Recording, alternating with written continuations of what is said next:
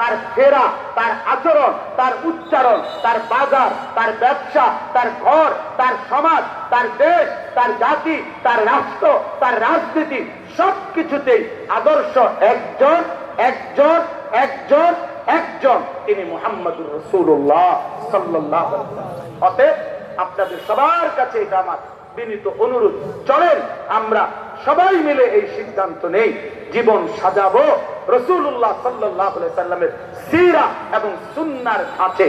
বলেন ইনশাআল্লাহ, বলেন ইনশাআল্লাহ। আজকে অনেক যুবক ভাই আছো, নওজোয়ান ভাই, তোমাদের কাছে এই ভাই হিসাবে বিনীত অনুরোধ, বেঈমানের মতো চুল রাখো না বন্ধু, রাসূলুল্লাহ সাল্লাল্লাহু আলাইহি ওয়াসাল্লামের মতো, সাহাবায়ে কেরামের মতো চুল রাখো। আমার প্রিয় ভাই, আমার নওজোয়ান বন্ধু, চেহারা সুরত চলা ফেরা রাসূলুল্লাহ সাল্লাল্লাহু আলাইহি ওয়াসাল্লামের সুন্নাতের রঙে সাজাও, সাহাবায়ে কেরামের রঙে সাজাও। প্রিয় বন্ধু, কোন রেসলিং খেলোয়াড় মুসলমানের যুবকের আদর্শ হইতে পারে না, কোন ফুটবল ক্রিকেটের খেলোয়াড় মুসলমান যুবকের আদর্শ হইতে পারে না।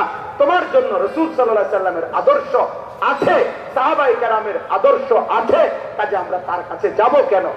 এজন্য দয়া করে প্রত্যেকটা যুবকের কাছে আমার বিনীত অনুরোধ, চলেন আমরা সিদ্ধান্ত নেই, আমরা রাসূলুল্লাহ সাল্লাল্লাহু আলাইহি ওয়াসাল্লামের রঙে নিজেকে রঙিন করব। বলেন ইনশাআল্লাহ, বলেন ইনশাআল্লাহ, বলেন ইনশাআল্লাহ। আল্লাহ তাআলা সকলকে তৌফিক দান করেন। এই সিরা ফাউন্ডেশনের সার্থকতা তখনই হবে যখন আমরা আল্লাহর নবী সাল্লাল্লাহু আলাইহি সাল্লামের সুন্নাতকে আঁকড়িয়ে ধরার চেষ্টা করব। আল্লাহ আমাদেরকে তৌফিক দান করেন, কবুল করেন। আজকের এই মজমায় আল্লাহ তাআলা বরকত দান করেন।